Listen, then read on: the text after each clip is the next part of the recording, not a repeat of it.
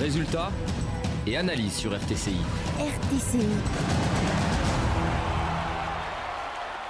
Nous commençons notre page sportive par le rallye automobile Tunis Challenge qui prendra son départ ce matin devant la Cité de la Culture.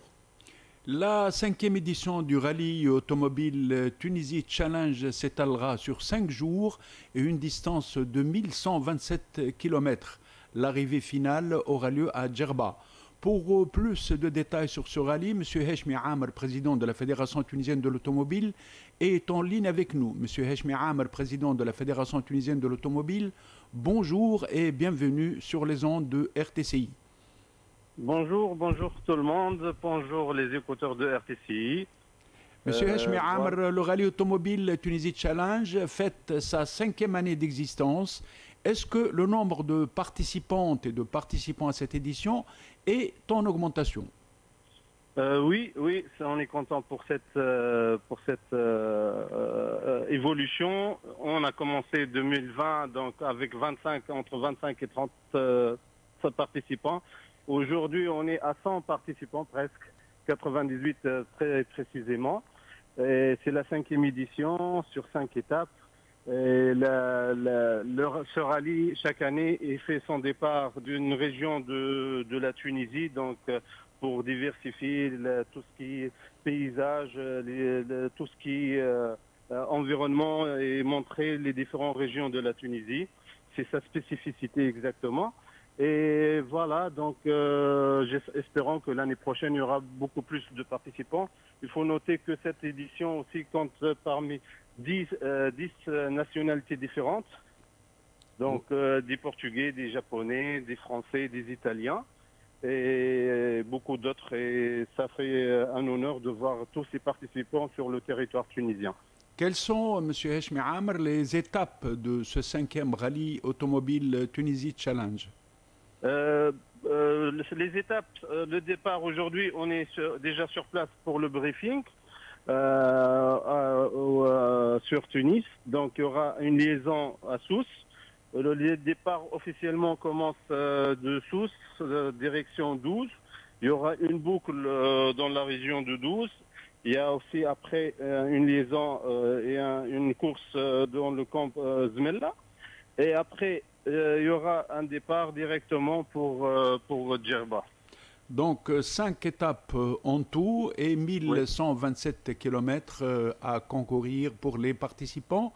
Est-ce qu'il y a une participation tunisienne à ce rallye? Oui. Le Hind Cheouch a fait toujours l'honneur de faire partie des grands rallyes, de participer pour lever le drapeau tunisien. C'est la seule participante dans ce rallye avec son copilote Otaï Latab. Ils vont porter le drapeau tunisien et faire partie de cette aventure et de cette compétition. Monsieur Heshmi Amer, l'année prochaine, il y aura d'autres participants tunisiens. Espérons-le. Ouais. Monsieur Heshmi Amer, président de la Fédération tunisienne de l'automobile, merci pour toutes ces informations sur la 5e édition du rallye automobile Tunisie Challenge qui prendra son départ tout à l'heure donc devant la Cité de la Culture à Tunis. Merci. En football, notre transnational s'impose largement face à Sao Tomé et Principe par 6-0 en match comptant pour l'avant-dernière journée des éliminatoires de la Coupe du Monde 2026. Les Aigles de Carthage ont fait mieux que lors du match aller remporté par 4-0 et ils n'ont pas encaissé de but pour la 9e fois. Les buts face à Sao Tomé et Principe ont été l'œuvre de Firas Chawat à la 36e minute, Elias Saad à la 39e et à la 43e, Ismail Gharbi à la 47e minute, Mohamed Ali Bromdan à la 68e sur penalty et à la 91e minute. Face à un adversaire franchement très limité, l'entraîneur national Sami Trabelsi a fait tourner son effectif et il a titularisé d'entrée le milieu Ismail Gharbi, l'attaquant Elias Saad, auteur d'un très joli but à la 43e minute. Les deux joueurs ont donné entièrement satisfaction. Le classement du groupe H à l'issue de cette 9e journée des éliminatoires de la Coupe du Monde 2026. La Tunisie est première et déjà qualifiée avec 25 points. Deuxième, la Namibie avec 15. Troisième, le Libéria avec 14. Quatrième, le Malawi avec 10. Cinquième, les Guinées équatoriales avec 10. Sixième, Sao Tomé et Principe avec 0 points. Il faut rappeler que le Malawi et la Guinée équatoriale ont un match en moins. Les Guinéens équatoriens ont refusé de se déplacer lors de cette journée au Malawi. La Tunisie, qui a validé sa qualification au Mondial 2026 depuis la 8e journée, clôturera lundi prochain les éliminatoires en recevant Stade Hamadi Agrib de Radès à 14 h la Namibie. De son côté, la Guinée équatoriale affrontera le Libéria, alors que Sao Tomé et Principe accueillera le Malawi. Dans les autres groupes de la zone Afrique dont les matchs ont eu lieu hier, rien n'est encore joué pour la qualification mondiale 2026. Il faut rappeler que jusqu'à présent, 4 sélections africaines ont validé leur qualification directe à la Coupe du Monde 2026. Il s'agit de la Tunisie, de l'Algérie, du Maroc et de l'Égypte. Il reste encore 5 places à pourvoir. Les matchs disputés hier dans 3 groupes n'ont pas changé grand-chose au classement. Il faudra attendre la dernière journée des éliminatoires pour connaître les derniers qualifiés. Dans le groupe B, le Sénégal est très proche de la qualification. Les Sénégalais sont allés s'imposer au Soudan Sud par 5 buts à 0. Le Soudan et la Mauritanie ont fait match nul 0 à 0. Le Togo a été surpris par la RDC et s'est incliné par 1 à 0. Au classement du groupe B, le Sénégal est premier avec 21 points. La RDC deuxième avec 19. Troisième, le Soudan avec 13. Quatrième, le Togo avec 7. Cinquième, la Mauritanie avec 7 points. Sixième, le Soudan Sud avec 4 points. Lors de la dernière journée, le Sénégal recevra la Mauritanie, la RDC accueillera le Soudan et le Soudan Sud recevra le Togo. Dans le groupe C, la lutte reste très serrée. En effet, après la 9e journée disputée hier, le Nigeria qui a battu le Lesotho par 2 à 1. Le Bénin est allé s'imposer par Rwanda par 1 à 0, alors que l'Afrique du Sud n'a pu faire qu'au Zimbabwe comme match nul 0 à 0. Au classement, le Bénin est premier avec 17 points, l'Afrique du Sud est deuxième avec 15, le Nigeria est troisième avec 14, le Rwanda est quatrième avec 11, le Lesotho est cinquième avec 9, sixième, le Zimbabwe est sixième avec 5 points. Lors de la dernière journée, le Nigeria, troisième, recevra le Bénin, l'Afrique du Sud accueillera le Rwanda, alors que le Lesotho affrontera la Zimbabwe. Comme vous le voyez, la dernière journée qui se déroulera donc le 14 sera explosive. Enfin, dans le groupe F, la Côte d'Ivoire a réalisé un carton face aux Seychelles en l'emportant par 7 buts à 0, alors que le Gabon est allé battre la Gambie par 4 à 3. Dans ce groupe F, la Côte d'Ivoire est première avec 23, le Gabon est deuxième avec 22, la Gambie troisième avec 10, le Kenya est quatrième avec 12, le Burundi est cinquième avec 10, sixième les Seychelles avec 0 points. Lors de la dernière journée qui aura lieu le mardi 14 octobre, la Côte d'Ivoire accueillera le Kenya, le Gabon recevra la Burundi et les Seychelles affronteront la Gambie. Et à noter que 20 sélections sur 48 sont déjà qualifiées pour le Mondial 2026. Il y a d'abord les 3 pays hôtes, les États-Unis, le Canada et le Mexique.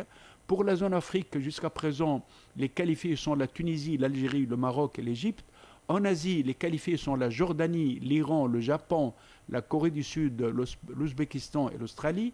Pour l'Amérique du Sud, les qualifiés sont l'Argentine, le Brésil, l'Équateur, l'Uruguay, la Colombie, le Paraguay. Enfin, pour l'Océanie, c'est la Nouvelle-Zélande. En tennis de table, le tournoi international de Tunis pour les catégories jeunes prend fin aujourd'hui. Il cède le témoin au championnat d'Afrique senior qualificatif au mondial 2026 par équipe. Le tournoi international pour les jeunes a été marqué par une victoire tunisienne en finale dans la catégorie garçons moins de 17 ans. Wassim Sid a battu le Russe Yevgeny Vassilgov par 3-0, 11-3, 11-5 et 11-9. Demain débutera le championnat d'Afrique senior qui se poursuivra jusqu'au 19 octobre à la salle Omnisport de Radès. 149 joueuses et joueurs appartenant à 25 pays prendront part à la compétition qui comportera 7 épreuves, dont 2 par équipe filles et garçons, 2 autres individuelles filles et garçons, 2 en double et une épreuve mixte. Les équipes qui accèdent au quart de finale dans chaque épreuve se qualifieront au championnat du monde par équipe qui aura lieu à Londres du 28 avril au 10 mai 2026. Parallèlement au championnat d'Afrique senior de tennis de table, se tiendra le 15 octobre à Tunis l'Assemblée générale de l'Union africaine de tennis de table. En basketball, le championnat de Tunis Pro A se poursuit aujourd'hui avec les matchs du groupe A comptant pour la 5e journée. À 13 h, le club africain accueillera le basketball club de Mahdia. À 18 h, deux matchs, Delia de Grombelia, jeunesse sportive elmanaise, et Assous, étoile sportive du Sahel, étoile sportive gaulettoise. Hier, deux matchs se sont déroulés pour le compte du groupe B. Le Stade Abelien a battu l'Es Hamamet par 75 à 67. L'Union sportive monassérienne s'est imposée face à l'Union sportive d'Al-Ansar, 72 à 62. Le dernier match pour le compte du groupe B entre Radès et la jeunesse sportive kérouanaise aura lieu aujourd'hui à 18 h. En division nationale 1 senior garçon, le championnat de Tunisie de basketball débute aujourd'hui. Au programme à 15 h, Bardo Sport, club sportif Wardia. À 15 h également, club sportif d'Amamlif, club sportif Faxien. À 16 h, Stade sportif Faxien, Avenir sportif de Mégrine. À 17 h, 3 matchs.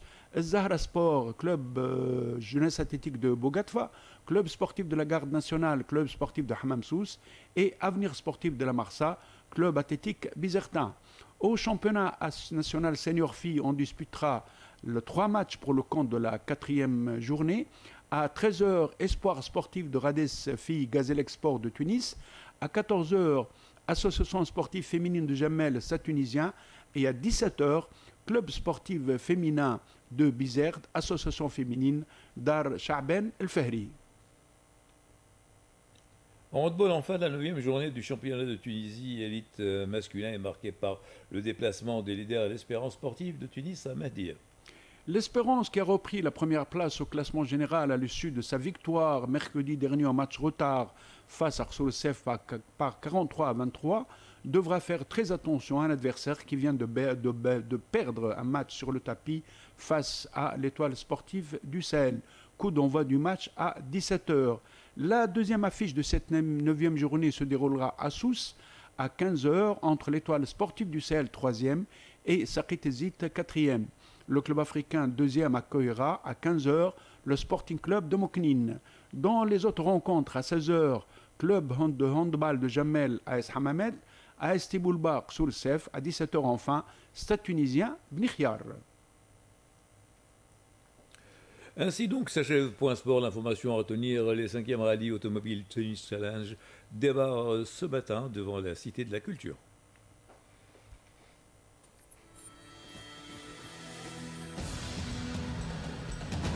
Le Point Sport. Résultats et analyse sur RTCI. RTCI.